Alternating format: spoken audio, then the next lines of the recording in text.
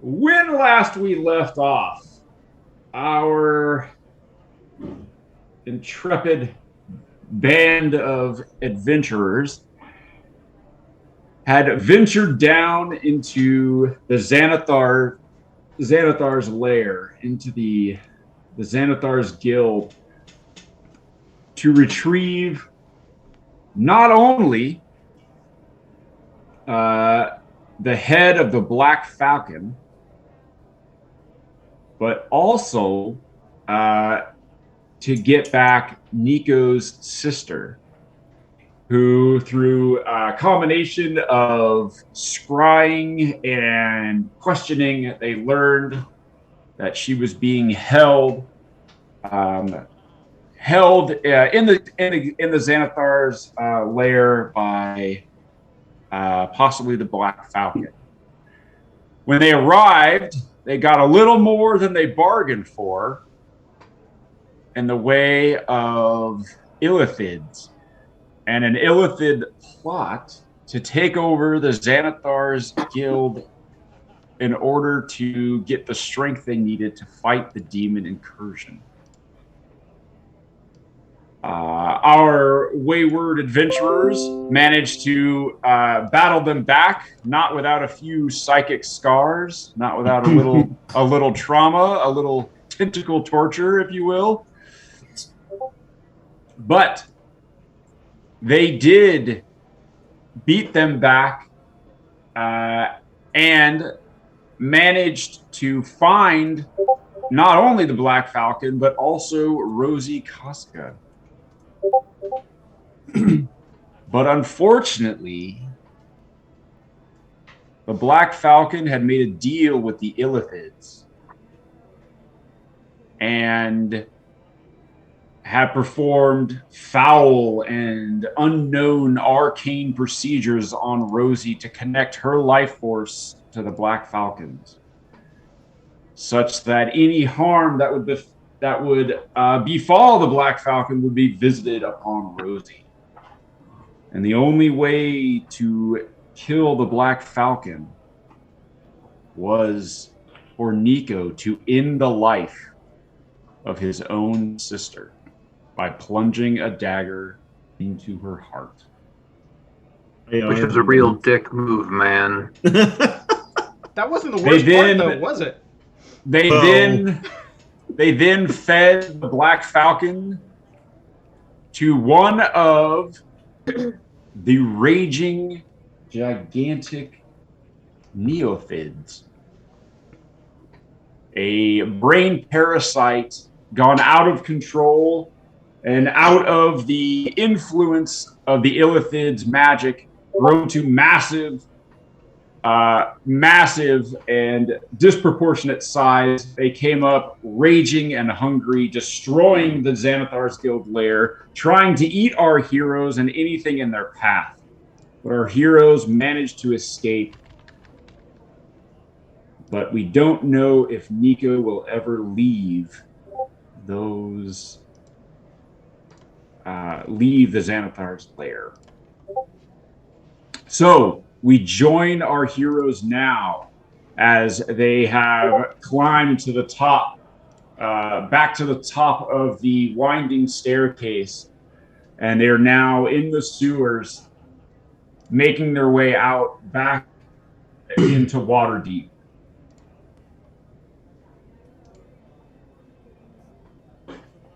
You said to get the head of the Black Falcon. Were we supposed to have proof that we killed him?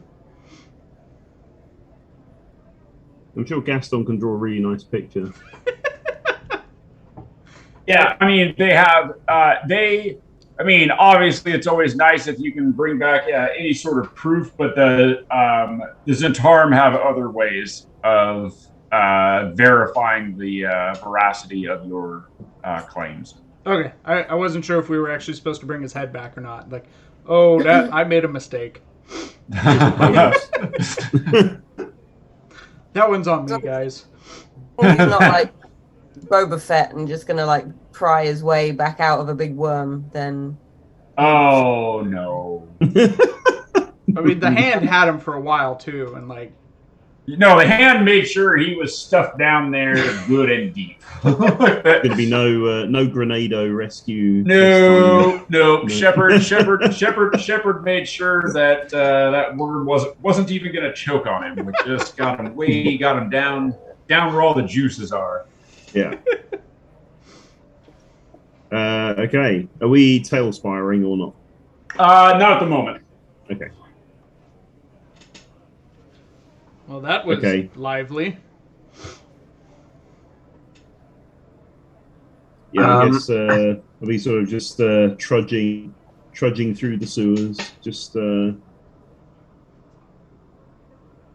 yeah. As we're trudging through the sewers, Gaston's going to heal himself a smidge, and between spells, discuss with the Helmites.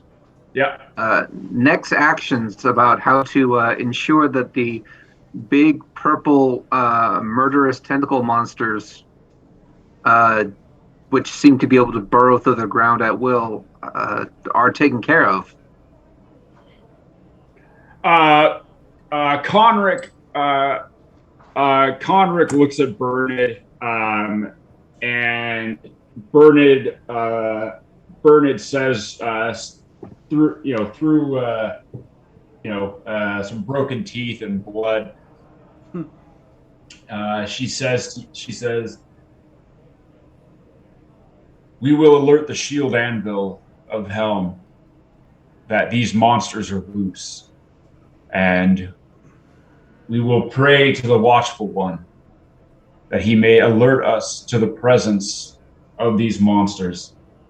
Thoughts and prayers. Yeah, that always works. Conric says, "Not just thoughts and prayers, but we have to find them. And when we do, we will obliterate these abhorrent beasts, these unnatural creatures that have offended the watchful eye of Helm." It didn't look like you did too well on the obliterating them front back there. Just saying. He looks at you. He goes, "Well, at least my sister walked out with me." I'll definitely try and stab him. I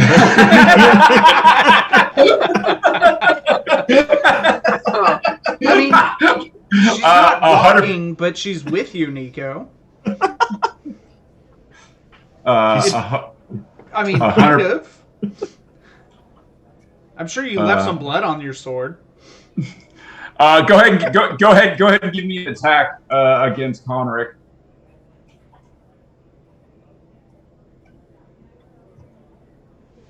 Oh, mere 14.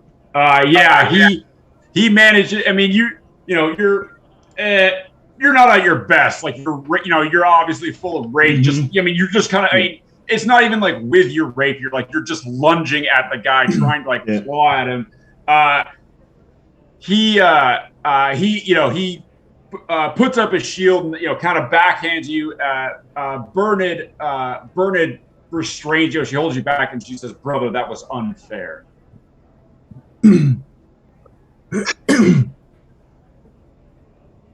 Conric, he says, "I apologize." Reach out on people who deserve it, like big purple tentacle monsters. He says, "I apologize. That was unbecoming of a warrior of Helm. We will find and destroy these monsters before they can threaten the city." What the hell was that magic they had on her? Why couldn't we kill the Black Falcon without killing her? The paladins look at you and they say, "You will have to ask someone more learned in the arcane arts than us. We simply channel the will of Helm through our mortal vessels. I cannot help you. Whatever it was foul." Gaston, there's got to be a book on this somewhere, right? Yeah, honestly, Gaston never saw any of it. With your description, does he have a prayer of knowing what the hell that was? Give me an Arcana check. I mean, this is definitely not his area of expertise, really. Yeah. Oh wow! Apparently it is. Also, even with a 24, Gaston, you've heard of I know the genre, but not the specific spell. yeah. I mean, well, something like where they Nico gives you the idea, tells you about the mutilated bodies and stuff that they saw, and you're like, look, they obviously did something. You're like, I've never touched that area, I've heard of it, but obviously, I'm not practicing or studying that shit. Sounds like necromantic enchantment type stuff, but not really my forte. Hey, you want to talk about dimensional travel or languages, or sex or hallucinogens? I got you covered. Shepard, you were, or at least once upon a time, you knew about this sort of stuff, right? It made more sense to me than I thought it should have, I guess.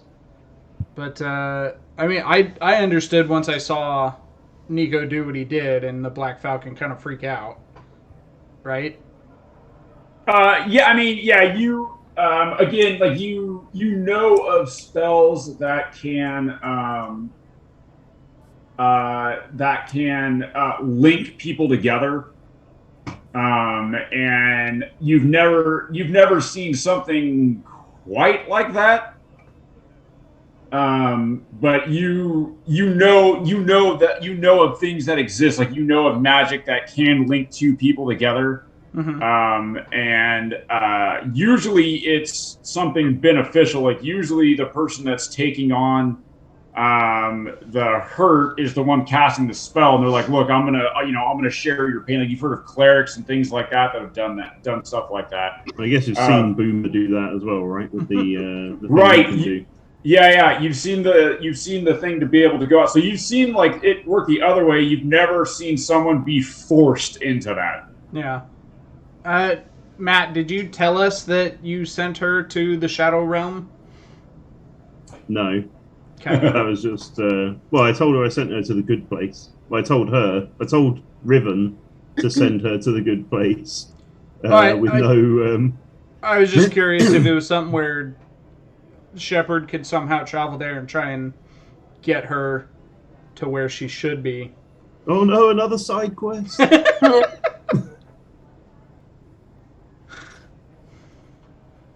Just hop in, interdimensional travel, one day we're in, we're out, and that's it, right? Yeah. Halloween game, maybe. Yeah.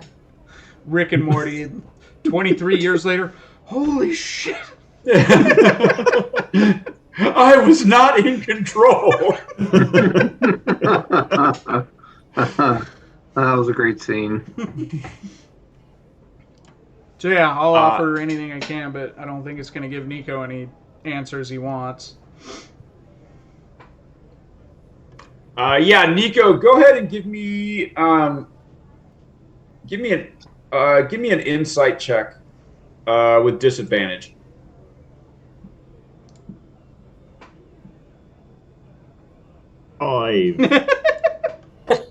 Yeah, so you can kind of choose to believe the best of the enigmatic Raven Queen. That you've asked this, and this inscrutable being that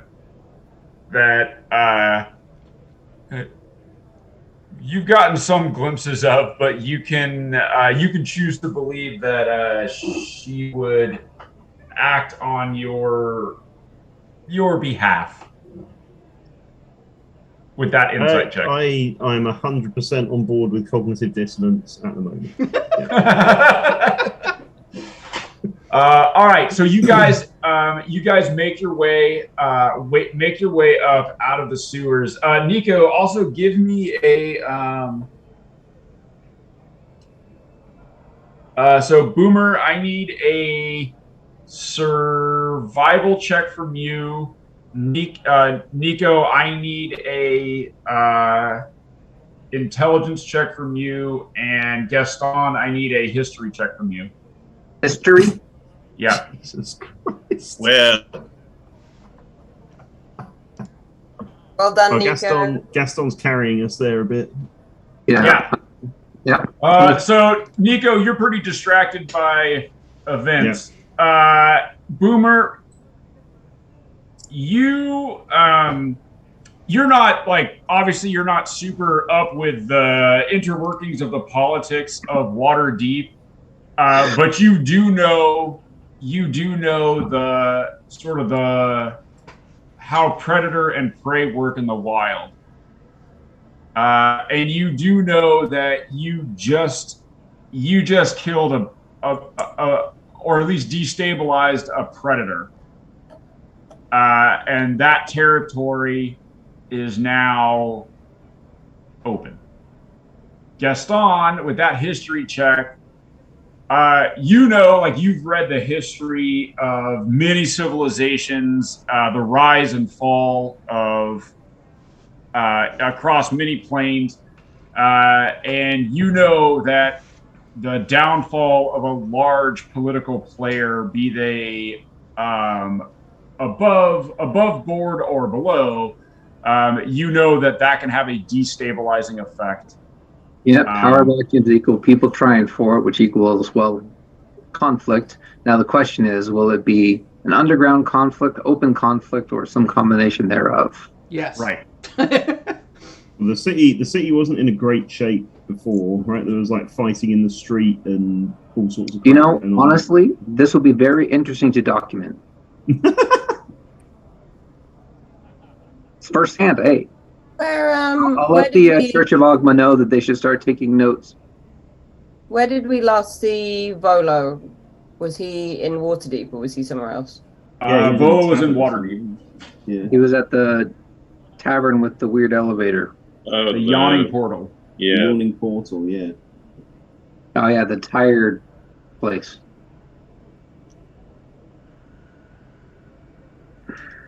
So, you guys are now back on the surface. When you get up there, everybody give me a perception check. No, insight. Everybody give me insight checks. Great.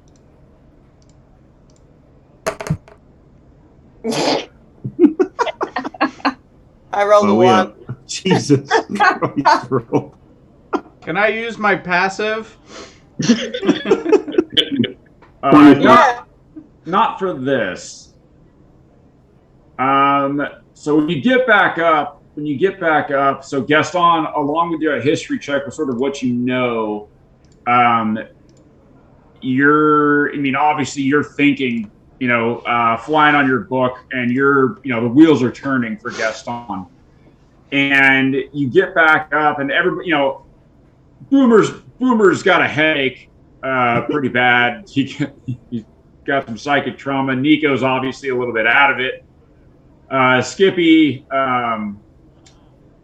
actually didn't get hurt that bad, so we're not sure why. Skippy's just kind of. I'm practicing handstand walking or something. Right? Yeah. Scraping moss off the wall or something. Right? Yeah. Skippy's just kind of hopping along, doing her Skippy thing. Gaston, you can sense already. There's a change to the feeling in the streets of Waterdeep. There's already, it seems that word, through some arcane means or not, the other gangs and political factions in the city have gotten word that a change has occurred. And you can't put your finger on exactly what it is, but there's something in the air, the way the people are moving, the way that they're not lingering as long as they would while window shopping. A little more head down, a little faster than they normally would. All these things together, a picture is starting to form in your head. All right. Considering our current group's battered state, want to make sure that no one is paying too much attention to us. Yeah, you just got a couple of bleeding paladins, guy with a giant orange mohawk and a kilt, And a bow-legged walking cat. and a bow-legged walking cat. Incognito. And Skippy doing fucking cartwheels. I imagine like you pan through like this like collection of beat up people, and you get to Boomer, and like something just falls off of him. Probably someone else's tooth or something, just dusting off bones. Like his ear falls off. Or something. Yeah. This one is going to use Sort of presses it thaumaturgy to back clean himself up so he's nice and shiny again. Yeah. So at least one person looks to be in good shape. Okay. Do you use it on anybody else? No. No. I see him do that, and I will do the same. There you go. I don't see anything. Gaston and Shepard are looking, looking okay. They clean the tentacle gunk off, some of the blood, scrape all that off. Nico, thaumaturgy doesn't do that. Doesn't it? Can't you do like minor things like clean stuff with? No. I can alter my appearance of my eyes. Open or close a unlocked door or window. It does now need to clean, or was that the that's mend. Mending Yeah. does the cleaning? Thaumaturgy just does your voice. You can make some flames do some things and make some harmless tremors. Note to I'll self, just, need to create a new cantrip. Yeah, I'll just disguise self as Gaston, you have mend. I have both mending and thaumaturgy memorized, so I'll use mend if that'll clean me up. Yeah. Nope, don't have that. I'll disguise self just to look like a normal person. Boomer will spit in his hand and fix his mohawk. Guess I will keep an eye out what's going on and pick up the conversation with the two not paladins, but the war priests. Yep. And discuss with them what I'm observing with the locals, and ask about the what do you want to call it? The local gang scene, and the chances that we might run into trouble on our way to the temple. You guys heading back to the Temple of Ogma? Well, that's where Gaston's going, yes. Okay. I want a nap. You want a nap? I'd probably go with Gaston if I thought there was some hope of figuring out. Basically, Nico wants to figure out what sort of magic it was that they did to his sister, so he can kill everyone who uses that kind of magic in the world. Yeah, actually, Gaston wanted to go to the Helmites first and then hit Ogma after. But he wants to make sure that the Temple of Helm has a really good understanding of what the hell went on down there. Yeah. And what they might be facing, so that they have, because the war priests kind of missed a few things. Right. He wants to basically fill in the gaps so that they have a better understanding and they lose fewer people because they just didn't understand. Right. And give them a better chance to eliminate all the problems that are down there. Knowledge. Yep. Discuss with them the fact that future issues will be coming with the new vacancy in the underworld, because the Xanathar was a fairly large chunk of the underworld locally. Yep. And that's part of the other conversation that Gaston needs to have with the Temple of Ogma, is to have that same conversation so they can keep notes and trace the changes in the political status and gangs and whatnot, so we don't miss anything. So, I mean, this is an opportunity for a major shift in a local political structure. And if we can get the socioeconomic transition and get it all documented, this is an amazing opportunity. Yeah. Oh, yeah, absolutely. It's going to be a historical moment in Waterdeep, and a pretty fascinating study in sociology. Absolutely. All right, so you are heading that way. What's Nico's coming with you? What's everybody else doing? I want to go get my armor from the blacksmith. I guess it's been long enough, right, that he will have fixed it up. Yeah. And then, I don't know. I would also have in my mind, like, I want to go find Bolo if he's around and talk to him about these big worms. Okay. I'd like to go back to the boat, but also want to find a place to read the Book of Equival without drawing potential looky-loos. Yeah, the boat would be a good place to do that, especially if you had Tanith kind of move you out into the harbor. Yeah.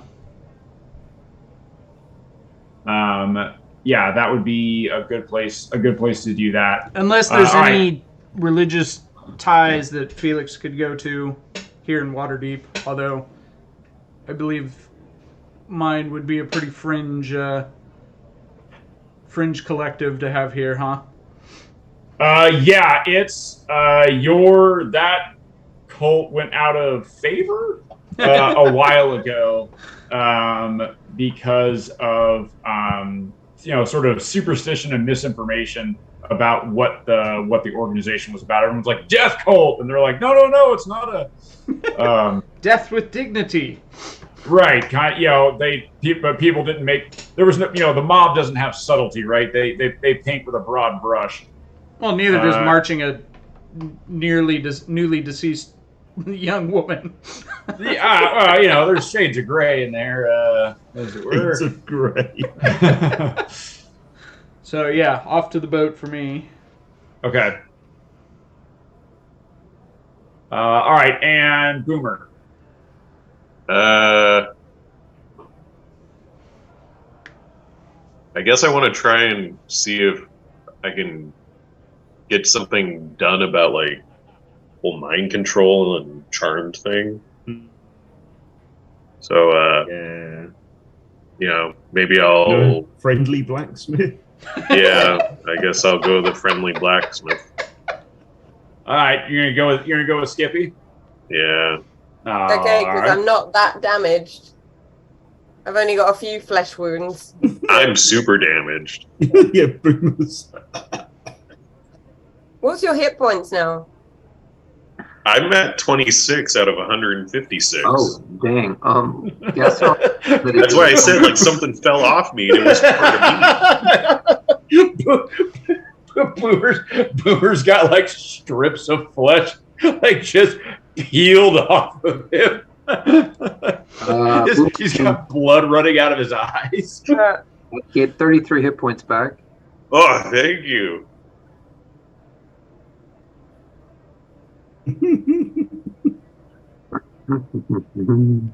Imagine Boomer's like, I'm fine, like finger breaks.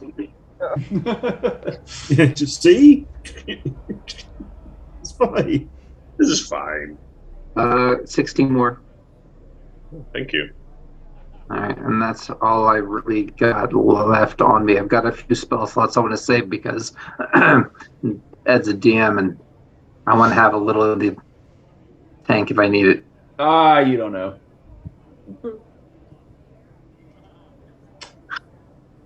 All right. Is there anywhere in Waterdeep that might sell like goggles of like that I could use to see in the dark, like night goggles? Why do you need to see in the dark? Gaston's around. They Plenty just of give light. you a mining Well, if there's helmet with a tentacles candle around, on the top. you're never there. Wait. We don't see tentacles that often. I want night vision goggles so I can shoot at things when there's darkness.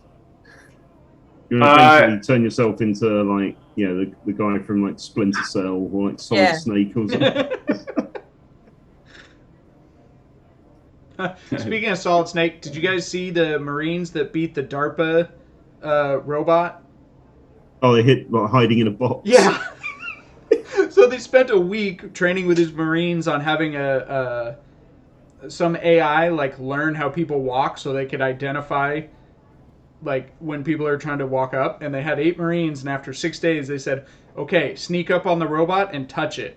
And so 2 guys went in a box and were just giggling the whole way. And the robot's like, I don't know what a box is, so no enemy. And then another guy dressed up as a fir tree and walked like a fir tree, holding branches and stuff, touched the robot itself. Two other guys did somersaults the whole way, and the AI is just like, nobody's approaching. That's amazing. That's really funny. Imagine Geigo, engineers man. just Geigo. losing their shit. Like, no, people don't do this. Like, That's really funny. Guys in the box are just all. I hope they can see the exclamation point. Snake.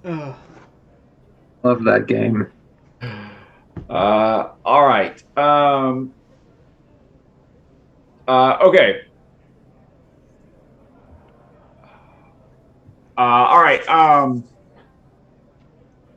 All right. So let's do Nico and Gaston.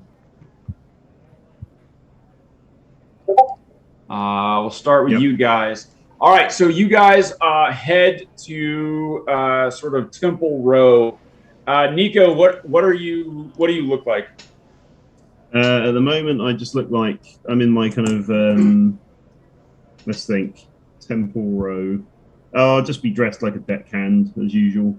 Just my deckhand disguise. Commoner, Waterdeep commoner. So yeah, he throws the commoner disguise. Gaston, you notice that the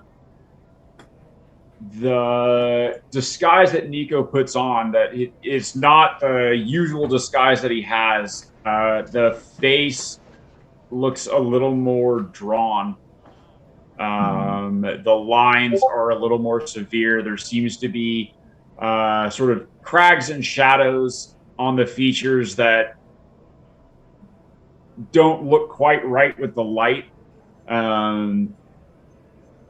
It could be possible that Nico's mental state is having an effect. It's manifesting somehow. It somehow could be. I mean, I'm not a psychologist here, but it could be that Nico's mental state is manifesting in the illusions that he creates.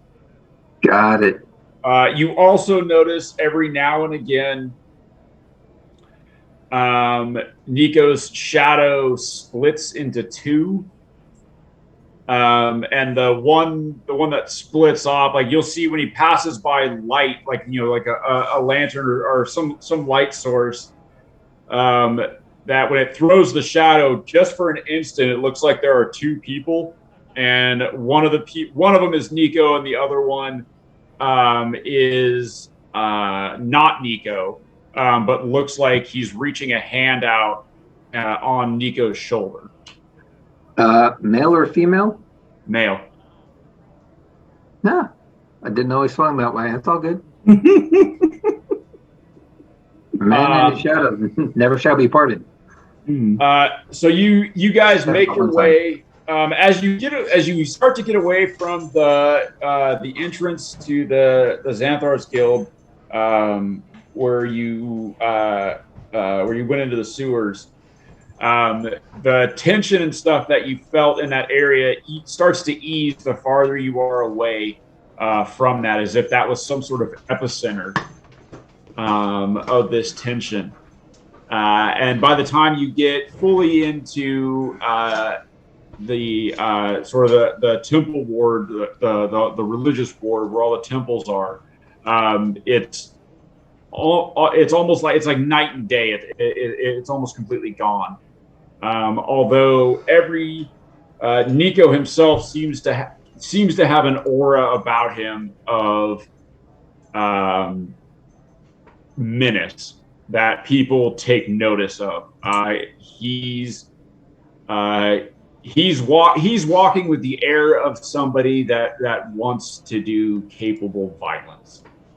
I will very gently poke him in the cheek. Hey, less murderous rage, more sadness. More?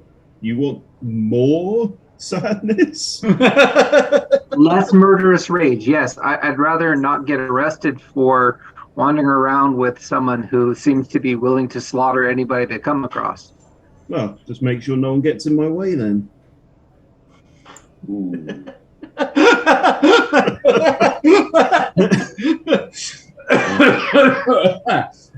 You guys carry on walking. you, Conric, and Bernard make your way to Helm's temple. This temple looks like a almost like a fortress or a compound. It definitely doesn't have any. There's no like adornments or anything. It's built strictly for function and not form. I mean, all the windows are arrow slits. There are sentries posted. There are very few banners or markings. There is an eye that looks like, and it when you look up at it, you can feel it watching you, and it seems like everywhere. I mean, it doesn't matter where you get, even if you move, there's this massive eye that's carved over the door of the temple, and it looks like it's not quite glaring. It doesn't quite look angry, but it's not pleasant. Huh. And you can see the war priests. You can see them standing straighter the closer you get to this compound, as if they're gaining strength just by being on the temple grounds. Kind of like how I feel walking into a library. Got it. Right. They are a few nod at them, and you can see some of a few of the guards that saw them leave. You can see them there's a question on their lips. They're wanting to ask about the four individuals that were with them. And also the blood stains on their armor, the murderous, craggy-looking deckhand that's with them, and the small halfling on the floating book. There's a lot of questions. But Gaston is still very well lit. He hasn't put away his light stones.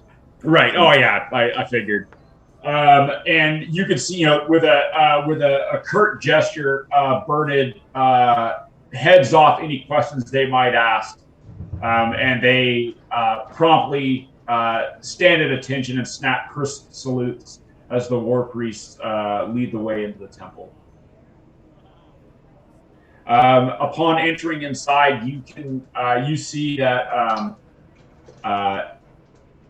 no one is idle. When you walk in, everyone is moving with purpose. You see there are recruits being trained, both in the martial as well as the spiritual and arcane.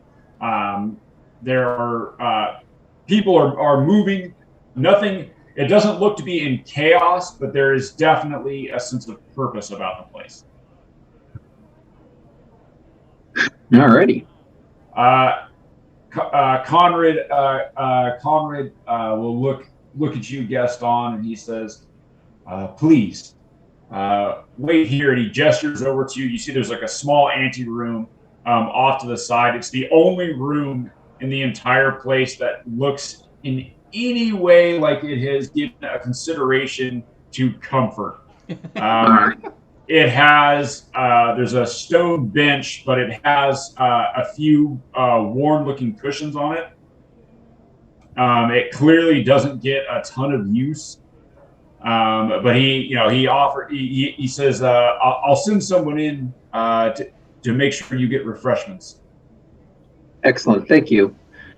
Gaston will go ahead and close his book, have a seat, take 3 or 4 matches to light his pipe, and just sit there and smoke his peace pipe with some nice calming herb.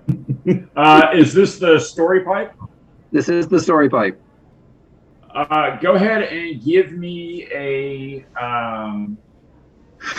Are you purposely trying to tell? Like, are you trying to make images or anything?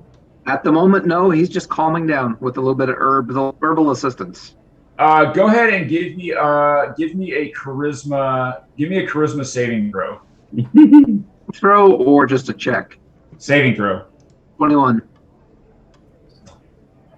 Yeah, so you're able to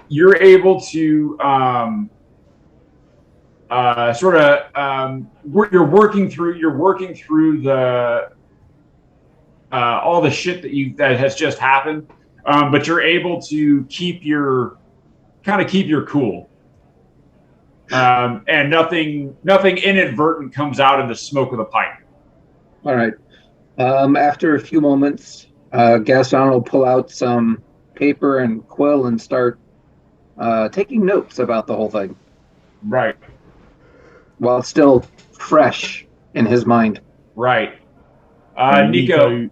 Yeah, I'd be there, like just pacing around, like, you figured it out yet? You figured out what they did to her? just the picture of fucking calm and tranquility.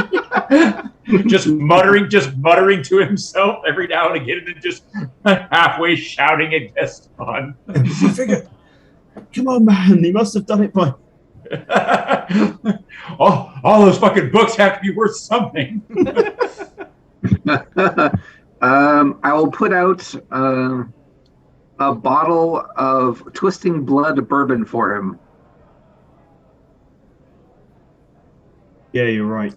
That probably would help. I'll just sort of sit there and just sort of just take the stopper off and just start swigging from the bottle. Just carry on muttering to myself about. Right. It's a pretty mild bourbon. It's only 42%, so it's not gonna like shred you. Just a secession ale.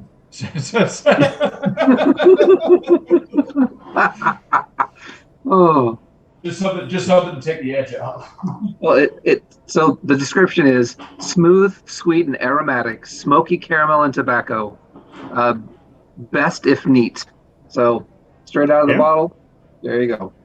Connoisseur. Yeah. Gaston has spent money on his vices.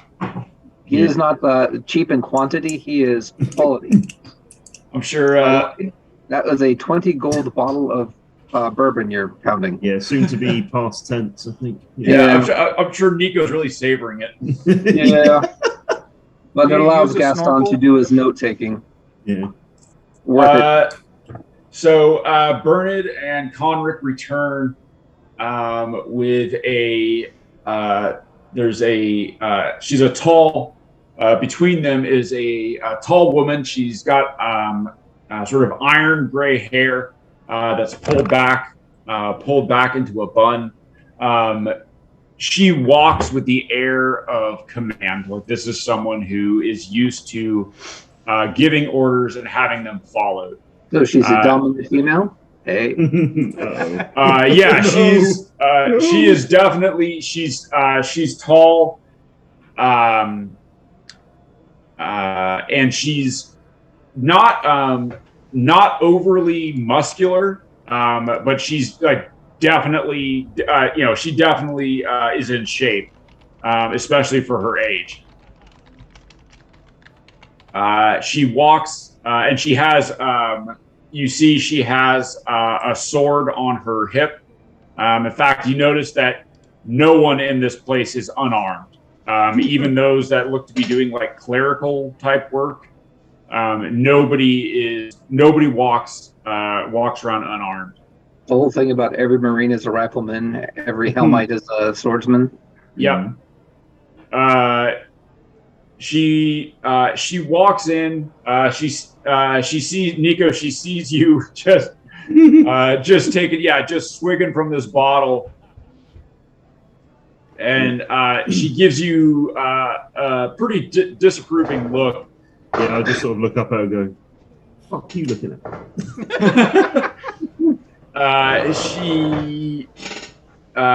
You see, she reaches up. And she rubs her eye like this. And when she opens her eye, you see it's a multifaceted jewel in her eye, and there's a faint purplish blue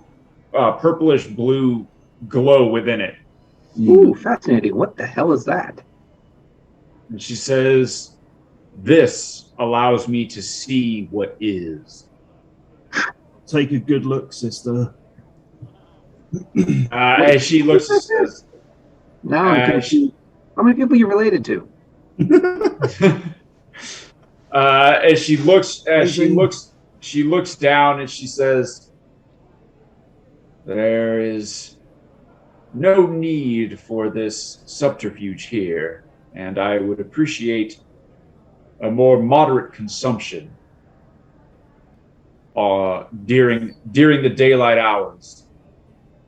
Gaston will say the disguise was to get us here without people going after him. There are forces in the city that have it out for this gentleman, and looking at him drinking, this is moderate consumption for him. She looks at you and she kind of gives a little quirk to her eyebrow. She goes, "I see," and she looks at Bernard and she says, "This is the individual." And Bernard nods and she goes, "Well, I suppose allowances can be made under the circumstances." Yeah, I'll just stand up, finish the bottle, and I'll just toss the empty bottle to her and say, "Just fucking right," and just walk off. There'll be something else to drink. Gaston grab it with Mage Hand or his telekinesis. Yeah. So yeah, you, Gaston, as you're reaching out with telekinesis, her hand snaps out and also grabs the bottle. Clearly, age has not diminished the reflexes, but she notices that there's a resistance to it, and she lets it go. Yeah, I'll grab it and stick it back in. And she says, "Now, Cleric Delessa, what is happening in this city?" Well, we were going down to rescue his sister and attempt to eliminate one of the higher ranked members of an Assassin's Rogues Guild down there that was taking refuge in the Xanathar's Guild. Which guild was this other individual a part of? He was a rogue member of the Zentarum, I believe, who had... I'm sorry. Did you say a rogue member of the Zentarum? The Zentarum don't have rogues. How did this one go rogue? Maybe with some help from either the Illithids or the Xanathar. I'm not entirely sure. Probably. I'm sorry. Did you say Illithids? And she looks back at Bernard and Conrad, and they kind of like they go like kind of a "we fucking told you." And she says, "All right, continue." All right, so we went down there, ran into some crazy shit. The Franks were really helpful, pointed us in the right direction. And on our way to get his sister, we ran into these Illithids who were raising a bunch of, I don't know, what would they call it, grubs in a pool of magical liquid acid type stuff. Not really sure. Right. The mind parasites they use. Yeah, those things. They're terrifying. Trying to eat your brain. That is like second worst thing that could possibly happen to someone. First one being tentacles. But so we chased them off with the assistance of your war priests here. And then we were continuing on to finish working against the Xanathar Guild. We found out the Xanathar Guild had been overrun, taken over, subsumed by the brain parasites and the Illithids. And the Xanathar was taken by these? You saw this? We saw some sort of a weird zombie floating head thingy. So might have been him. I hadn't met him personally, so I can't tell you it's the same one. But I think we saw two different controlled beholders. And I just sort of come back and I'll just sort of stomp back over and just use minor illusion and just create an image of what we saw. Right. And she we says, saw fucking this. This is and what she we goes, saw.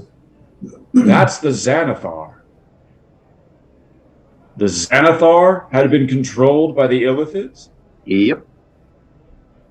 And what was his name? The Black Falcon? Mm-hmm. Little Bird, Black Falcon. Who was the rogue Zentarum agent. And you can see she's trying to process this. Like you've hit her with a lot. And I set of notes. And she looks at you, she goes, oh, okay. Why were you hunting down this rogue Zentarum agent? How did you know that the Zentarum had a rogue agent? He was somehow, I think, involved in getting my ex-wife to try to blackmail me into getting a elemental book to capture a lord of the elemental plane of air.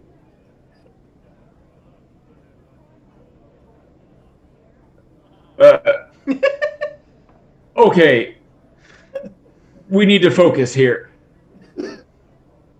So your That's what I ex-wife. thought you were going to say. Yeah. Oh, that old chestnut. Yes. So your ex-wife hired you? No. Blackmailed me. She threatened me with the Xanathar Guild. I told her she had to use other options. I refused to do her bidding. But I think she was encouraged by this dude who was working for the Xanathar. So it's kind of like all connected. But I'm not really clear because she died before she could tell me the whole story. Oh, lucky. Okay, so skipping over that. So you were hired. Hired? No. No. Not... Who hired you to go after the rogue Zentarum agent? Oh, we went after him because he attacked the Temple of Ogma and took, pointing to Nico, his sister, prisoner. That's why we were going after him. How did you know he was a rogue agent of the Zentarum and not working for the Zentarum? That's a really good question. Does Gaston know that? I don't know if Nico has shared all of that with you. Yeah, it's like, I'll pause and go, you know what? I'm not sure where we found that information. She will turn and look at you, Nico, and she'll say, do you have any information that might shed light on this? No. And she goes, oh, of course not. All right. So we have an individual connected to the Zentarum that is Also likely connected to the Illithids. is likely not go rogue. The Zentarum, as far as I know, no one breaks away from the Zentarum alive. But you say Not alive anymore. Yeah, we killed him. So this individual who was connected somehow to the Xanathar's Guild, the Illithid, and So the Zentarum? I'm not sure. I think he was actually maybe possibly working for the Zentarum originally and then ran into the Illithids. They took him over or controlling him, and they made him infiltrate the Xanathar's Guild, which allowed them entrance, which allowed them to take over the Xanathar mentally and the rest of his people. Best guess. Oh, you're leaving out the best bit, Gaston. And I'll just like create an illusion of him being shoved down the gullet of the worm. And she goes, what is that? Oh, That's why we're here. Those things are down there in the city, and that's where your other compatriots went. They're down there fighting them? Oh no, they were eaten. yeah, maybe giving them some indigestion. There wasn't much left of them by that point, though. So you ran into this worm down there, this 3 of them. 3! Yeah, 3 of them showed up in that room. Who knows if there's more? By the baleful glare of hell. That's why we came up for help. That's why I came and got you guys for help in the first place. I said there was crazy shit down there and needed help. And they And needed and Bernard goes. To be fair, he didn't mention the worms. That wasn't part of it. I didn't know about the worms, but there's Part of really the bad shit contract. down there. I knew it was bad. I came for help. We handled the thing he talked about. He didn't say the worm. That was not a part of the thing. And she waves her, cuts her hand for silence, and she said,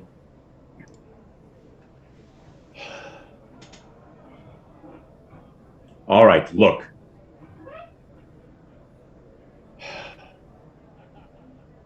I am Shield Anvil Delilah. I dig that name.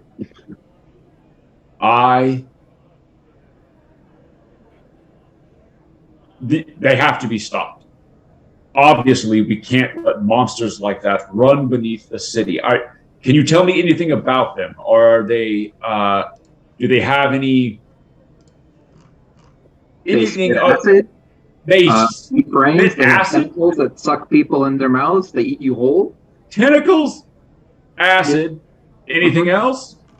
They can burrow through earth like fish goes through water. Great.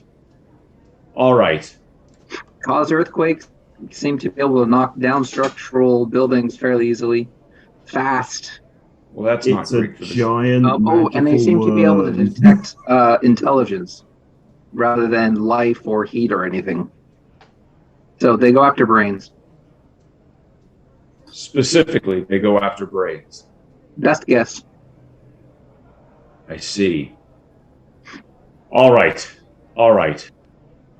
She turns around. She snaps. Yes. I see this as a really great opportunity for you and the other leaders and officials of the city to take the opportunity to maybe occupy the vacuum that is now there, left by the destruction of the Xanathar Guild. If you can go down and eliminate this purple worm eating everything brain sucker thingies, you have the opportunity to create a more lawful city here by eliminating a powerful evil gang. It sounds like that gang is already eliminated. But your point is well taken. All right. I'd rather not have you guys miss the opportunity. Plus, and they attacked my temple. I'm feeling rather vengeful towards them. And she says, yes. Imagine if we could bring all of Waterdeep under the glare of Helm. Yes, this is an excellent idea. Vernon, Conrad, and she snaps to himself. She snaps, Vernon, Conrad, we have work to do. Rally the swords, rally the shields. We will triggered a civil war. We will rout this evil and extend the influence of Helm. I would really watchful eye. And she says, Cleric Gillespie, you've been more than helpful. Thank you. And she marches off, shouting orders as she goes. Before she goes, I would really strongly suggest you gain extra allies to do this. There might be more of those things, and I'd rather not just feed them with Helmites. He's not listening, Gaston. And she says, I understand your concerns are noted. Although many of the others in the temple ward are weak and lack the conviction for complete control. We will deal with this problem, and we will assert law and order. I will send prayers. And do you guys have another local temple I could send a letter to let them know they need to repopulate this one? She looks vacancy. She looks at you. She says, she goes, yes. I would expect that you would not have the faith that I have, the conviction to see through what is done. I don't doubt you guys have the conviction. I just think their stomachs might be big enough to handle it. So in the case that may be possible, I just want to make sure that your temple doesn't go unpopulated. And she says, "Fine. If you go either north to Neverwinter, or south. What's the town to the south?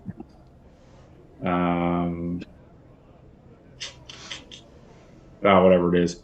I'll think of it later. She says, there are temples to Helm. There are temples to Helm in both of those cities.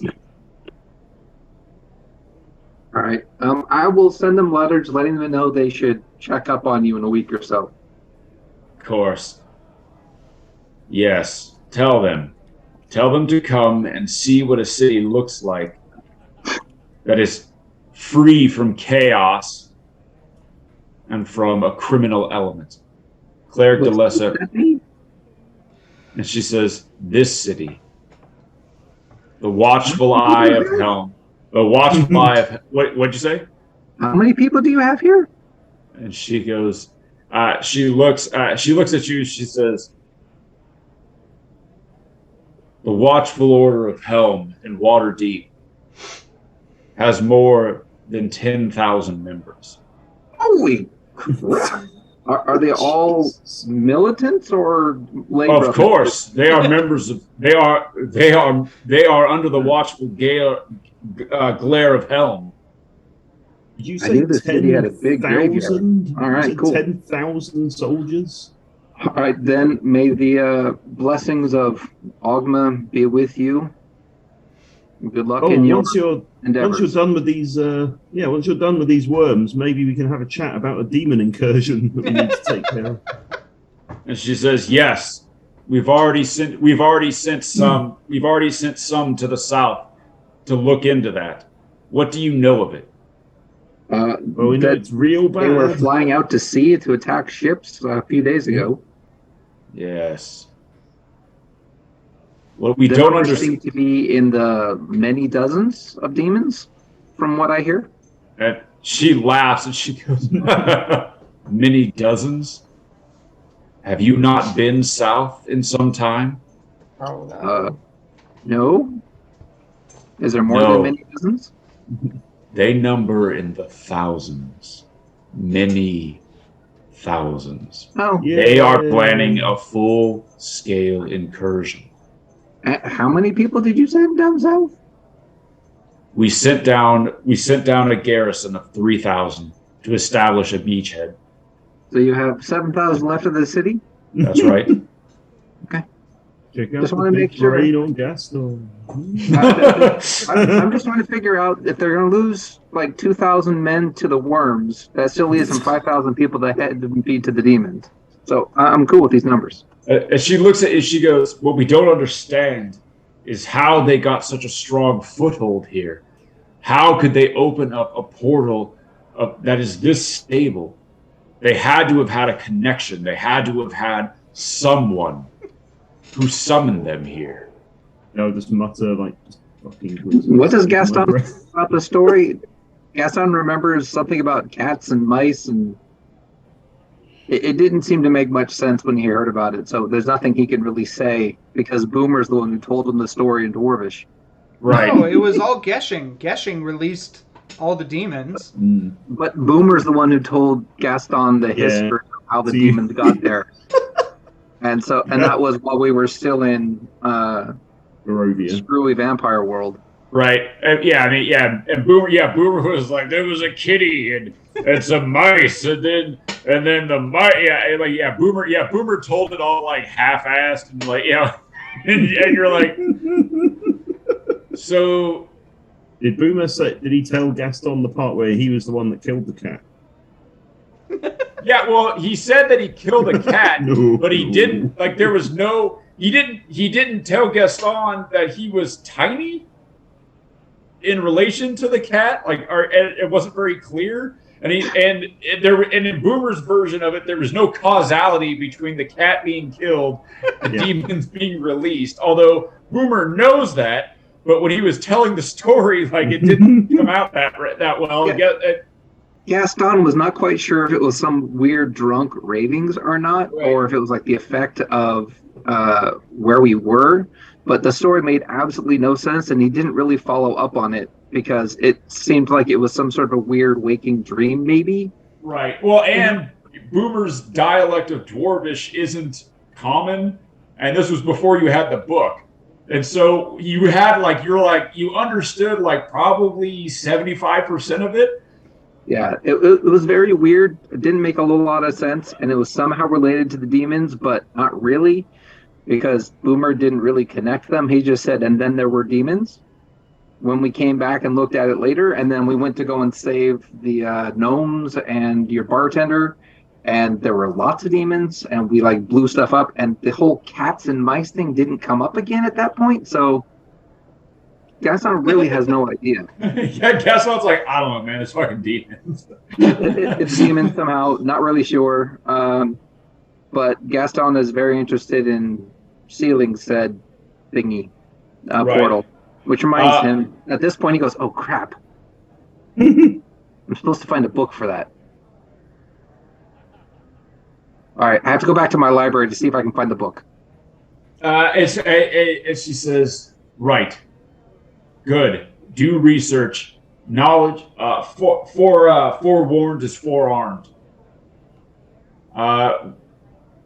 Once we begin our assault, I will send an emissary to the Temple of Ogma to connect with the sages of the library there to see if they have any information. This is for the demons or for the illithids thing? Yes. All right, we'll get sounds started on like research. sounds like you guys are going to be pretty busy. As she looks over at you, Nico, and she says, "And what did you say about a wizard?" Oh, there's always a wizard. Wizards. And she looks at you kind of like belch and like just blow 40 80 proof shit into her face. She's all, indeed. This all is a wizard. Yeah. So that reminds me. I need to go and check up on something. I'll walk out. Yeah, it reminds me I gotta just turn and leave. She marches off barking orders, and now you can see that the entire compound is moving with efficiency, and letters are being sent out to all corners of the city. Gaston's doing a toss up a prayer to Ogma and say, hey, these guys are about to send themselves into danger. If you could see your way to helping them see the dangers before they fall too deeply into traps, really appreciate it. You get a feeling back of a sort of a stern headmaster nodding at you. Sort of giving you an appraising glance, and then nodding at you. Excellent. And I'll go ahead and burn a turn on that prayer. Okay. And then head back to the Temple of Ogma. All right. So you guys are heading towards the Temple of Ogma. I'm actually going to head towards the hidden bar. Oh, you're going to head towards the Xanathar? No, the Zentarum bar. The Zentarum bar? Yeah. Okay. But yeah, that's fine. Yeah. Okay. All right. So you're splitting up. So you're heading towards the Zentarum bar. You're heading towards the Temple of Ogma. What? I said run by Xander. Yeah. Right. And then all right, let's head over to Skippy and Boomer. So you guys are heading towards the blacksmith shop. Yeah. All right. You guys are making your way. Boomer, you're not feeling your best. but you're kind of holding the head up. You walk into the blacksmith shop and you notice that there are more customers than you usually see. He's fairly busy. There are people are buying More than none. What's that? More than none. Yeah, like and you see that there are people in there snapping up armor and arms. He sees you come in and he kind of gives you a wave, and he's dealing with customers, and 3 or 4 people go through the line, and you can see that it's people buying stuff, and most of them look fairly young and look like they live on the rough side. But you can see that they are getting themselves armor and weapons. And a lot of them are paying in items. Okay.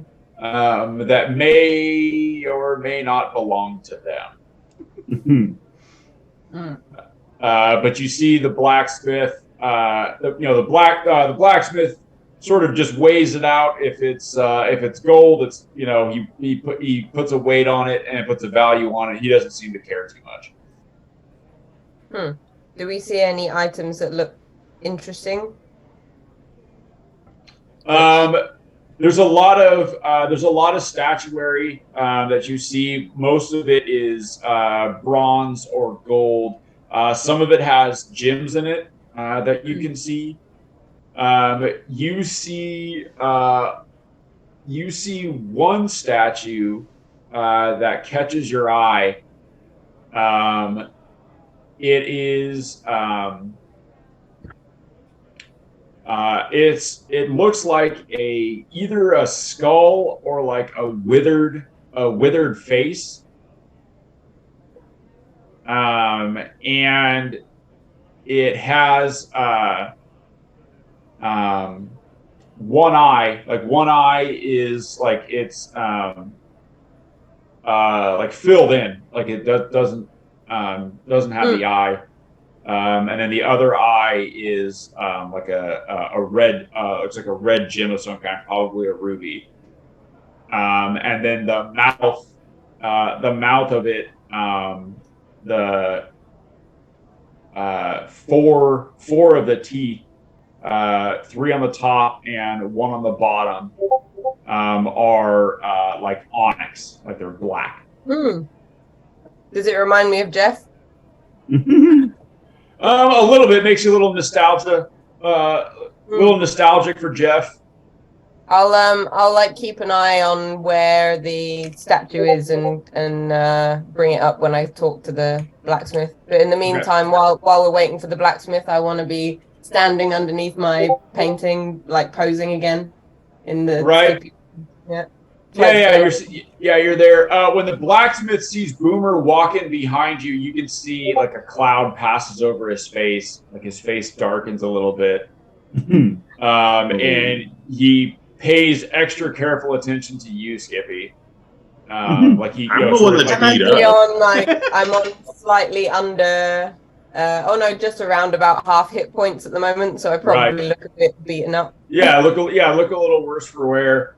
And then he finishes up with the last customer, and you see him store the items and stuff that were brought in, and he straightens some things behind the counter, and then he walks over towards you, Skippy, and he says, "Is everything all right?"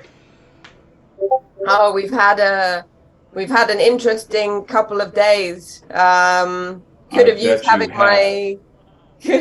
having my breastplate actually in the last couple of days. Have you had a chance to look at it? And he says, "Yes, of course. I knew the sort of danger you might be in." And he looks at you, Boomer, and he says, "I I made sure to. I rushed, but of course the quality doesn't suffer because I know that you need protection. Oh yeah, you never know when the next attack is going to happen. We fought a Yeah. purple worm. Yeah, I bet you don't know when the next attack is going to happen. It was a worm. And he goes, "It was a worm." Fuck you. And then he goes behind the counter. He goes behind the counter and he brings out the breastplate, and you can see that it's been the dents and stuff have been removed from it.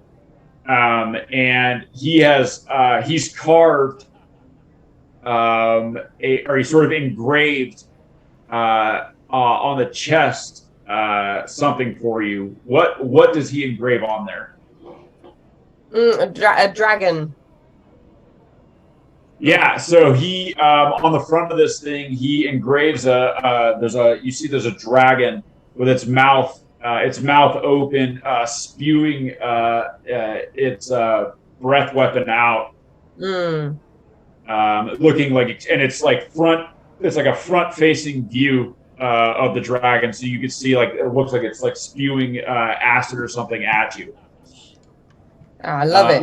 Looks very fierce, and and then he's carved like he's engraved what looks like scales like coming back off of it. So it looks very stylized now. It looks super cool. I love what you've done with this. This is fantastic. Thank you for such careful craftsmanship. So of course, I thought you might need something to lift your spirits. Oh, absolutely. It's been difficult times, but it's good to see you've got a lot of business. How has it been like this for a while, or is No, just today. There's something going on. I don't know what, but it's something in the street. A lot of the lower level members of some of the smaller gangs have been coming in and arming themselves. They apparently I don't know. I think something big is going to be coming down. You haven't heard any rumors of what it is they're preparing for? No, they won't really say. But they're paying top dollar for quality weapons and armor, so it's good for business. Oh, make sure that you keep yourself safe if something is happening. I plan to. I think I might try to get out of the city. Not south, of course. I hear there's trouble there, but maybe up to Neverwinter. What have you heard about trouble in the south? And he looks at you and he goes, "They say there's demons." Demons? To the south. They say that's what all these attacks in the city, that there's cultists. Cultists? I know. Look, I haven't verified it, but there have been things happening around here, attacks, and it's not as safe as it once was. Well, I guess I'll have to look into doing something about this. At least with my new armor, I feel a lot more protected. I'm glad. Be careful. I don't want you in any more danger than you already are. You've lived through It's good to keep my eyes sharp and my arrows even sharper. He says, "Good for you. Good for you."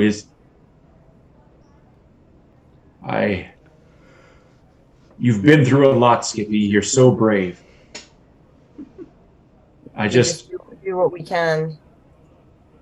I understand. Oh, With that in mind, do you have has anything come up in terms of weapons I could use? It's obvious that there's going to be a lot more conflict in the near future. Do you have anything that might be of use to me? He says, yes, I do. And he says, I got these for you, Skippy. And he reaches under his desk, or under his the counter, and he pulls out 10 arrows.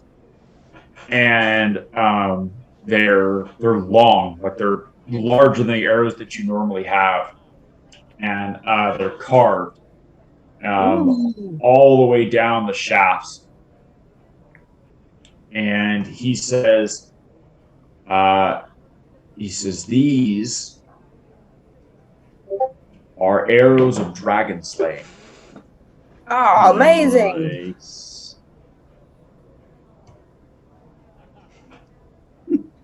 That's fantastic. How did you come across such a thing? He says, well, I knew that you would be hunting a dragon. And I figured I try to give you every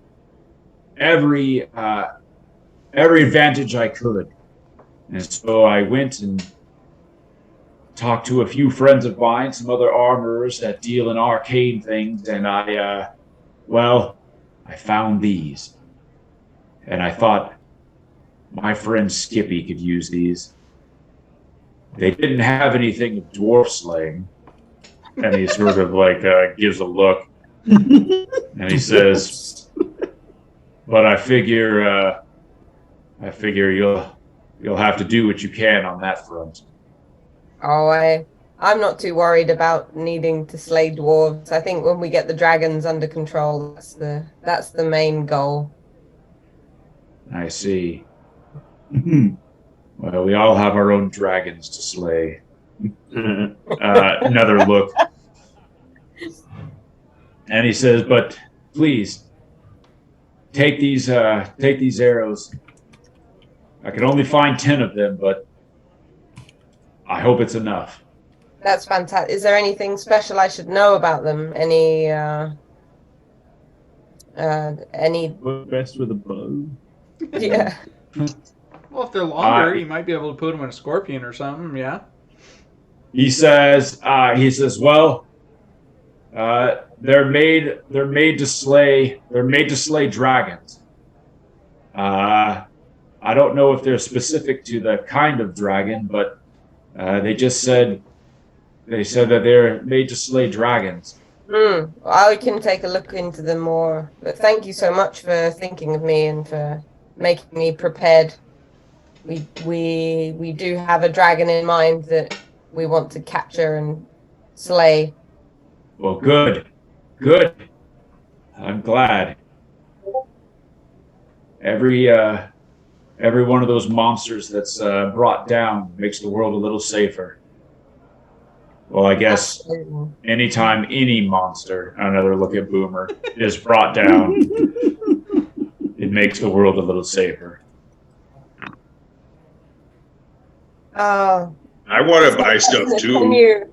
And he looks at you and says, "We're all out."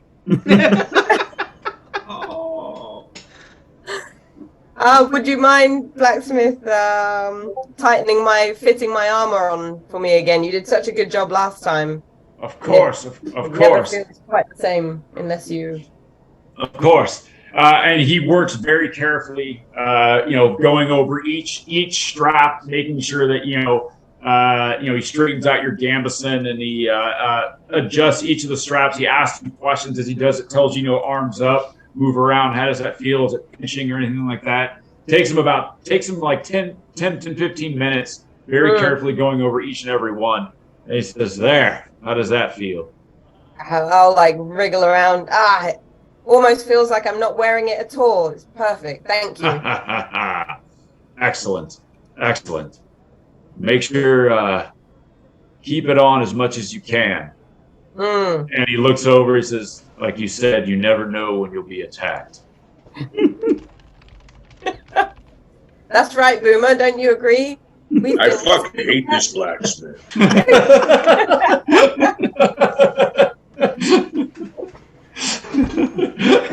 And he looks.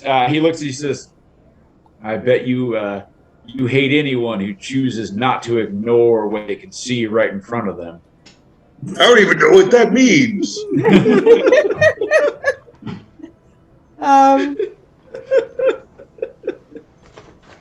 One more thing. I noticed someone was paying with this like a statue of a skull, and it has like one eye. It reminds me of a friend of mine, an old acquaintance. I was wondering, would I be able to buy that from you in exchange for gold as we're settling up for the fine work you've done on my armor? Oh, he says, "Oh, gladly. That would save me a trip to the artisans." Certainly, he says. You just trade for equivalent weight. Sure. Seem fair? That seems like a good deal. And he says, "Excellent." And he reaches under the counter and he brings up this statue, the head of this thing, and he sets it on the counter.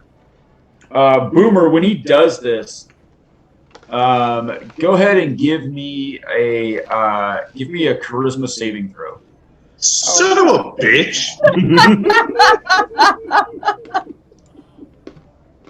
Not even in combat. And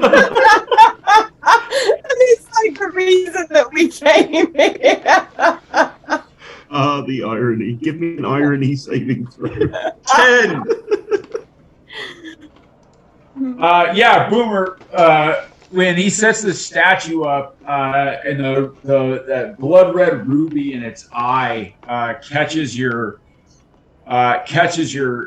attention, and you look at it, and I just start beating Skippy. You see the eye winks almost like it winks at you. The ruby red eye seems to wink at you, and then the mouth with the four black teeth, 3 on the top, 1 on the bottom. You see the mouth grin at you and smile, and you see the teeth, the black ones that are missing. They seem to move and shift around until the smile looks like your own smile. And that ruby red eye in it begins to swirl and slosh almost like liquid, and it looks like blood begins to run down the face of this statue. And then it looks. I think something's wrong with your skull. And then it looks at you, and you see the place where the eye is sort of smooth with gold.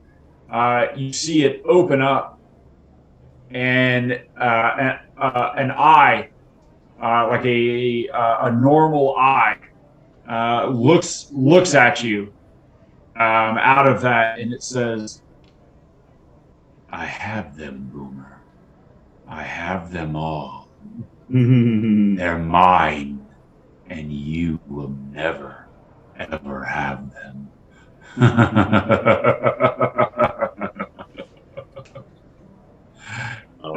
And then you blink, and it's just a statue. And Skippy is handing over 100 gold for this statue. I don't notice anything weird about the statue. Right? Nope. I'm just like, yay, statue. It reminds me of Jeff. It's cool. Yeah, kind of looks like Jeff. Can't wait to show Shepard.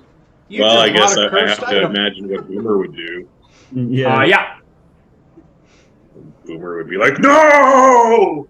Like, swipe it. No. Why do you have to ruin everything that's nice? So yeah, the blacksmith seeing this, you see him pull out. He gets one of the massive hammers that are hanging on his belt, and he pulls Skippy back and holds the hammer, and he says, "All right, I've ignored what I can, and I can't ignore it any longer. Get out of my shop. My God, have you no decency, Skippy? It's Skippy, a misunderstanding. You fought all you could, Skippy. This isn't your fault." I wanted something for mind control. Boomer, what happened? And he looks at you, and he goes, "Well, You don't get to hurt Skippy anymore. You can't control her mind or her body. How dare you? No, my mind. Yeah, there is. I bet you don't mind. Out of my shop. Get out of my shop. I don't respect your strength anymore. And he says, Take back my punch. and he says, I bet you wish you could take them all back, you monster, but you can't. You've hurt Skippy enough. Out of my store. Skippy's he's violent and unpredictable. It's not your fault, Skippy. But he's not. It's not like that. Here's a blinky skull. And Boomer will storm out. I think go ahead. Boomer, go ahead and take inspiration. Yay! Boomer's winning again. And he looks at you, Skippy, and he goes, I don't know what kind of situation you're in that you can't get away from that one, but realize that you have friends, Skippy, that you are loved and you are worth it. Thank you. I appreciate your kind words, and I value all the support that you've given. And he goes, so brave, so brave.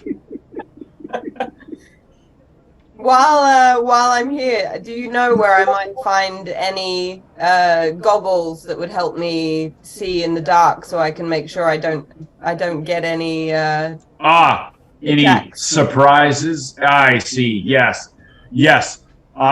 If you head towards the market, there's a section in the south, and you see him kind of doing the geometry in his head. In the southwest corner, there are merchants that do sell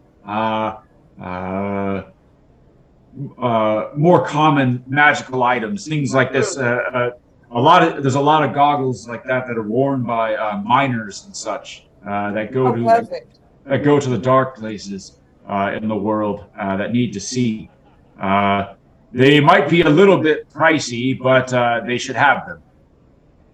It will be a crucial addition to my equipment, so I think I'll check that out. Thank you for the tip. Tell them that Roxford sent you. I will do that. Boomer's just waiting outside the shop for Skippy. Just fuming, just absolutely fucking fuming.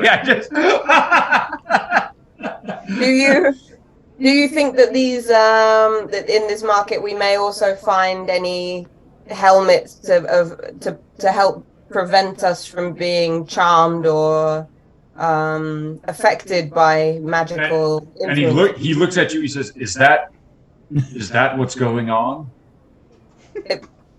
Well, it's like, it's yeah, not all the me. time. We often encounter foes that seem to change our actions, and we need to be protected from that. Is that what he tells you? That there's some foe has changed his actions, that it's not his fault? He wouldn't do it otherwise?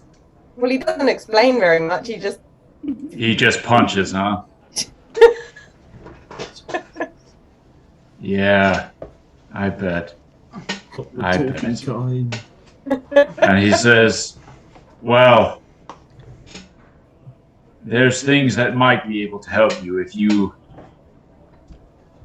you go to certain areas of the market at night. You can find,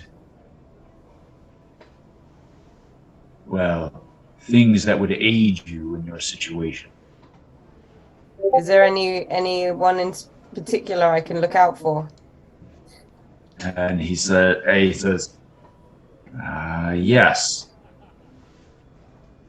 There is a woman. Nobody, I don't know anyone who knows her name. Everyone just calls her Greenblood. Madam Greenblood. Okay. She should have what you need. I'll look out for her. Thank you. So, good luck, Skippy. We may not see each other for some time. As I said, I'm not a fighter, not like you. I'm going to be getting out of the city for a little bit. It just doesn't seem safe. I really appreciate everything you've done for me, and please stay safe. And I hope our paths will cross again. Of course, my friend. Good luck. And slay a dragon for me. I will. I'll come and tell the tale. And he says, excellent. We'll add to the mural. I can't wait. I love it. And he shows you out of the shop, and you can see he's tearing up a little bit. And he walks you to the door, and he looks over and he sees Boomer, and he goes, just remember, Madam Greenblood. Maybe go alone. I will give him a wink. Yeah. One frog eye wink. Yep. And skip off down the. Come on, Boomer, let's go. So nice to see you. Period. Boomer, as you're walking away, he kind of gives you the. Boomer, one eye's looking this way, and Boomer gives him the.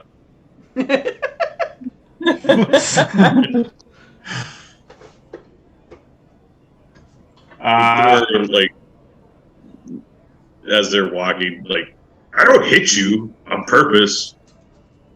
I don't hit you on purpose either. I don't know what this guy's got See? Yeah, we're good. All right.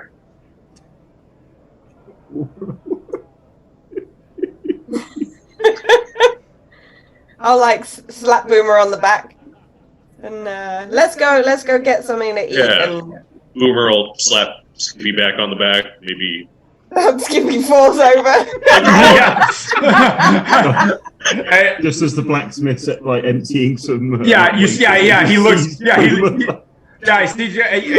He looks over and he's just shaking a fist at you. Not my fault. You'll get yours. Trying to get a helmet. Trying to get mine. Yeah, Boomer, I might have a lead on getting you a helmet. We have to go to the market, and there's someone, Madame Greenblood, we need to look out for, but we have to go at night. Okay.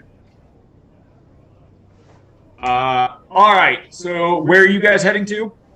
I think I want to head to the market while I'm still in a shopping mood to go to this try and get the miners. Skippy's just having a fucking day. Just I've got my bag, my dragon armor. Love it. Everywhere you go, in the neighborhood of the blacksmith shop, Boomer, everyone just gives you looks, everyone's watching, everyone's aware. I didn't do anything. As I see you knock Skippy over. Oh shit! That's just unsteady. That's slippery as shit. I don't know. All right, let's head over to Shepherd. Shepherd, you make your way back towards Tanith. I also have my zombie. Is he normal looking? Is he's freshly dead? Yeah, pretty fresh. Damn it. Hold on. So, zombie, he's freshly dead. Yeah, he's freshly dead. His part of it is a little melted, but not too bad. It looks like he's just got burn scars. But I mean, he's passable as just a person right now. Right? Okay. Yeah, I mean, he doesn't he doesn't talk super good, and he shambles a little bit, but yeah. So kind of like Nico. Right. He's not drawing undue attention. No. Yeah, he's not drawing anything any undue attention, especially as you make your way back towards the dock area. You can tell that there is an element there that is they're moving around. Like there's something going on. Like people are definitely moving with a purpose outside the normal sort of work-a-day activities that are normally going on. Okay. Oh, and I guess I never checked on Zombie if he had anything on him before useful, or like. Oh, nah. He's got weapons, like mundane weapons and whatnot. That, what the thug was wearing when they went down. Yeah.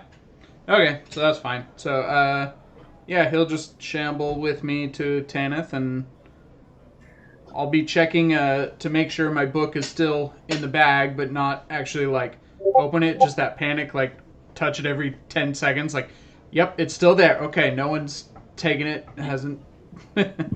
Yeah. So and you can, while you're walking with the book, you can almost feel the book at your side. Like you can, every time you kind of reach out and touch it, it's almost like a physical, like there's a physical presence larger than the book itself.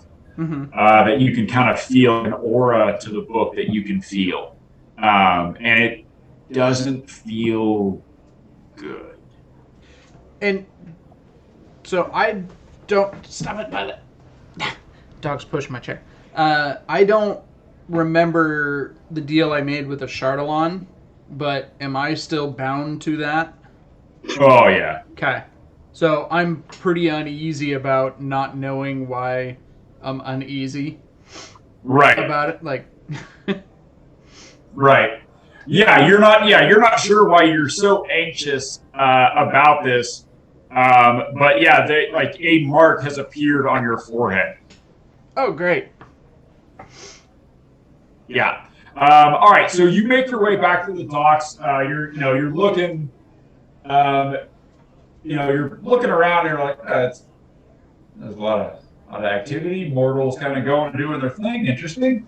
And you get back on board. Tanith. Tanith. Hey, Felix or Shepard, I guess, sir. Who'll be your friend? That's not Jeff. I don't know. He didn't have a name, so let's call him Frank for now, I guess. Frank. Be a fine name. How do you do, Frank? He doesn't talk much. Not much of a talker. Yeah, strong and silent type. Okay. Well, Frank. Welcome aboard. Felix, where be the rest of the crew? I'll kind of film in on what happened in the tunnels and stuff, and like. And he says, My God. So Nico had to,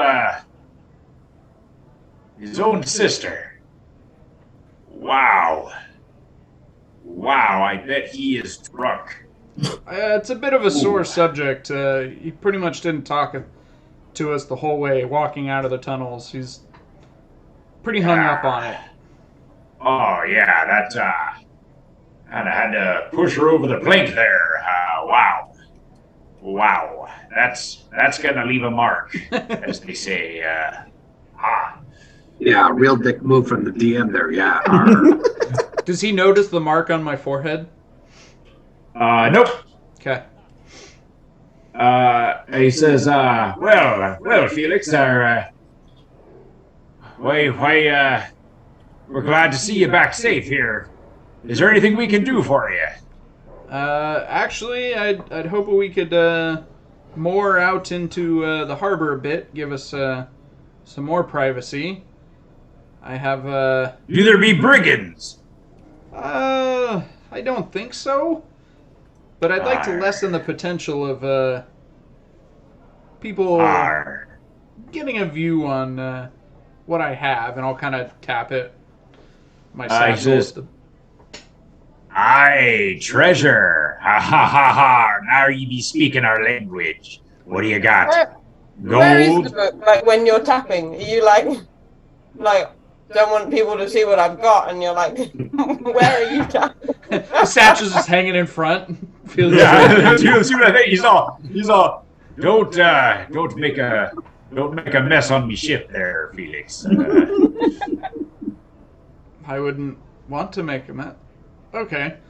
Can we just go out into the bay here a bit and anchor Aye. out there? Aye. Weigh anchor, lads. Weigh anchor. Make for the middle of the bay. And you see you hear the chain of the anchor rattling as the anchor is being spooled back up, pulled back up to its locked position. The oars ship out down into the water, and then you hear a whistle, and then drums begin to beat as the ship pulls out away from the dock. Before that, could I write a note and like pin it to Frank and leave him on the dock? Oh yeah. So I'll just leave a note like in the harbor, like tell Frank to walk out, and he'll come walk out and walk up the anchor and come get us. Yeah. Okay. So you make your way. You make your way out into the out to the middle of the harbor. The anchor drops. You're out of any of the shipping out of the way of the shipping lanes. And Tanith talks. He says, this be a pretty good spot. I'll have the boys keeping a watchful, a weather eye out, making sure that no one sneaks up while you're looking at your treasure there. So, you mind if I get a little peek there at your treasure there? I'll whip it out and slap it on the table, and then I'll pull out my book. Right. Yeah. And he says, that's impressive. That's impressive. And your book looks good, too. So I'll just put the book down and just kind of get myself ready. So you pull the book out, Tanith goes, whoa. Felix, or Shepherd, I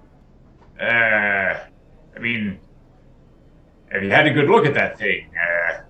Oh, boy. It's got some unusual weight to it. I'll say.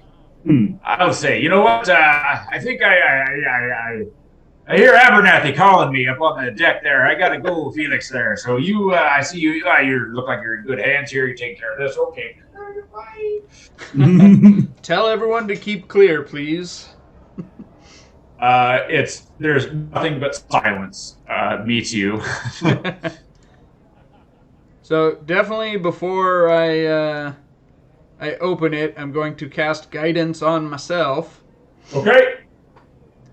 And then I will get the ready and open the book.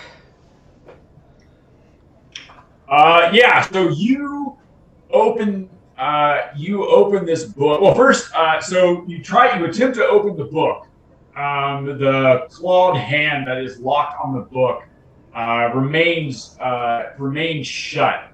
You think you probably would have to attune to this book to open it. I make a rock and try to beat scissors.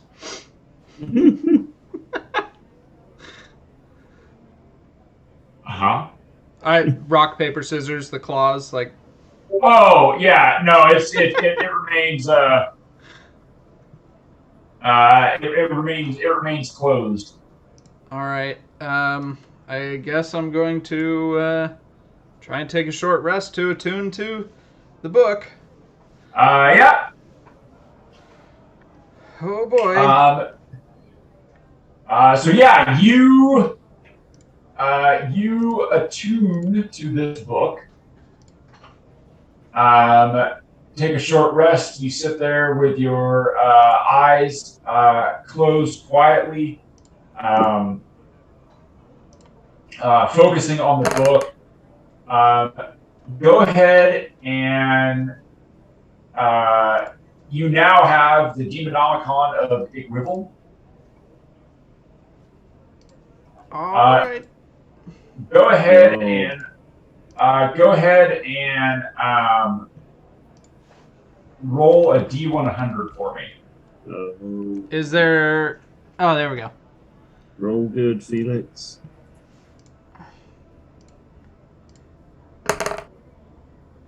60. 60. Yeah, that's right.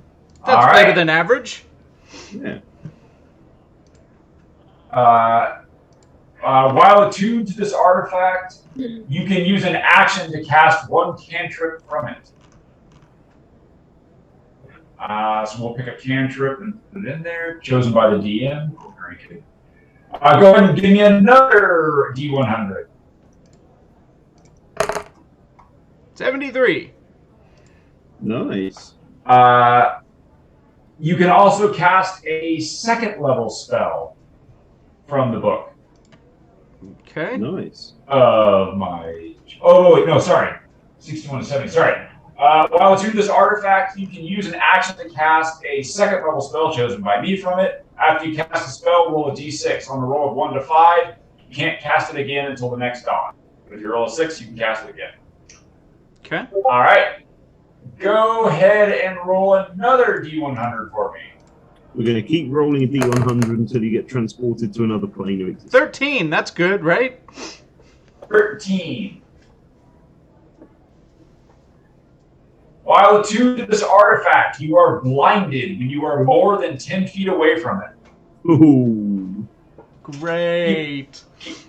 Keep that thing on you at all times. All right, and then roll the last D100 for me.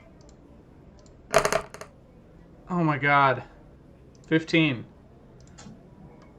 When you first attune to the artifact, it gives you a quest determined by the DM. You must complete this quest as if affected by the Gias spell. Once you complete the quest, you are no longer affected by this property. Oh boy. Hey, another side quest. I know.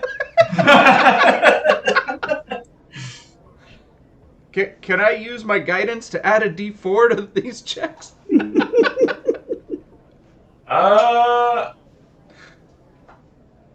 Oh, you don't want to add a D4 to that. Yeah, so, I mean, you can if you want to. No, it's fine. Let's go do the side quest. You have inspiration for a reroll? No. Yeah, sorry, man. Yeah. Maybe I can borrow his. Oh yeah, you did this by yourself, so no one can help you. All right. So, but you got the a couple extra spells that you can cast from it. It's pretty Hey, good. you feel this weird hankering for power? No. Is the second, are the spells going to be situational where you'll get to decide, or are they just set now and they are? No, we'll say it's situational because that's more fun. Because I mean, it's a book of demons. They're chaotic AF, so that's fun. So yeah, there's going to be a cantrip in there and a second level spell. Demonic in nature. Excellent. And a Good choice. compelling thing. There also are. Go and roll a D4 for me. 2. There are 2 fiends currently trapped within the pages of the Demonomicon. Like, friendly fiends? Okay. They seem real keen to get to know you. You also notice. You also notice now that you are attuned to it, there is a lot of information. There's a lot of information in this book about demons and how to banish demons and how to get rid of them. There is an entire section on how to close a stable demonic portal. That's good. And then you also notice. So the spell also has 8 charges. You can use it to cast. There's a couple different spells that you can use to cast.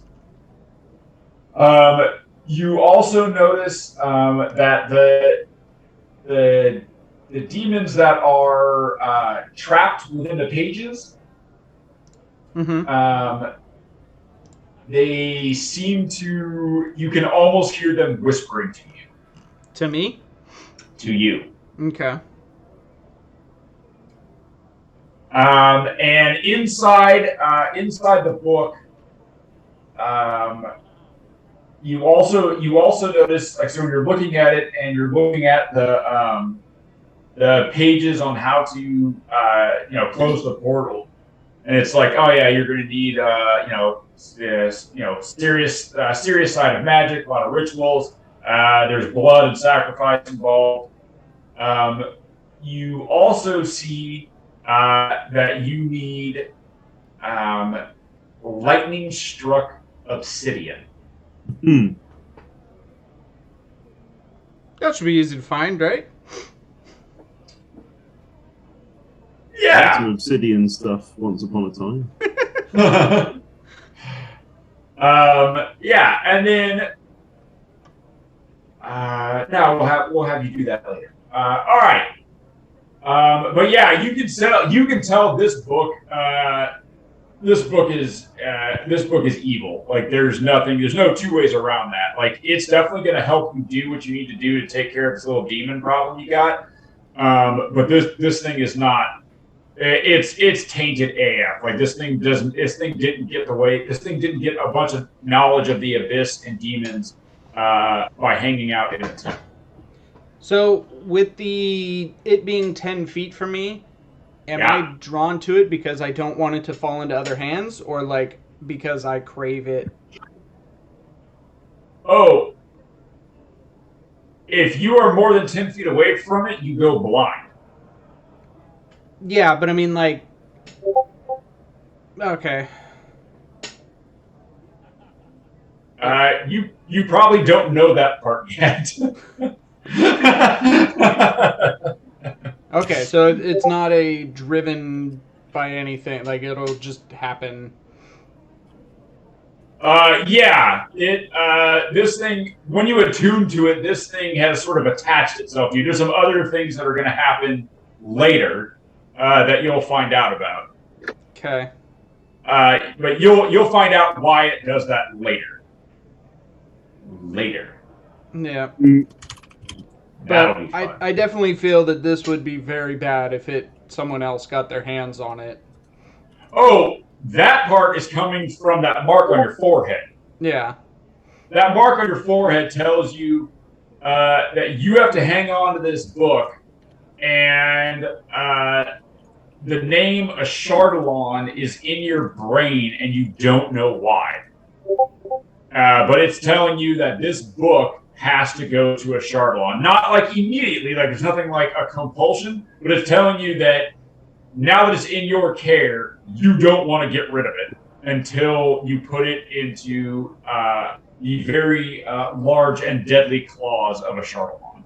Do I know who Ashardalon is? Is that a comment? No. Okay. No. Gaston knows who that is. Well, everyone does now. That's. Oh, actually, go ahead. Actually, as you're perusing this book, there is a mention of Ashardalon in this book. Okay. It mentions. In the front cover, like property of the Ashardalon. Please return. Well, there's a book. There's a book cover on it, right? The folded paper bag is on there, and it says, "Yeah." No, it mentions There's a mention of Ashardalon the Demon-Hearted, and it mentions that this being Ashardalon does not say what they are. That they consorted with demons. And managed to control part of the abyss for a time. Mm-hmm. Nice. And that they and the author of the book notes that this is speculation and rumor, but it is a strong speculation, and the author suspects it is true, that a Chardalon now has a major demon for a heart. Oh, lovely. Something like along the lines of like a Baylor. Just as his heart. Right. So you don't know what a Chardalon is, but you know. It's got to be pretty strong to have. Yeah, you know what a Yeah. Chardalon be. Like you're all, right. Whatever this is, and this mark that has appeared in your forehead, and this sort of this compulsion to give the book to a Chardalon, you're like, probably should go ahead and sounds like a smart thing to do. Go ahead and follow that. All right. So now everyone has come up and have set things in motion. We're going to go ahead and leave it there for tonight. So, will Gaston have set into motion a militant coup of Waterdeep? Good guys, but not great. Will Boomer ever shake off the stigma of domestic violence? Will Skippy slay a dragon?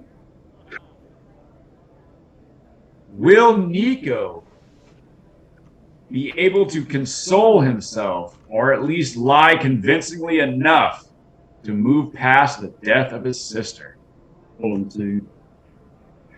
Will Shepard be surprised by the other properties of the Demonomicon? Find out next week on Good Guys, but not great.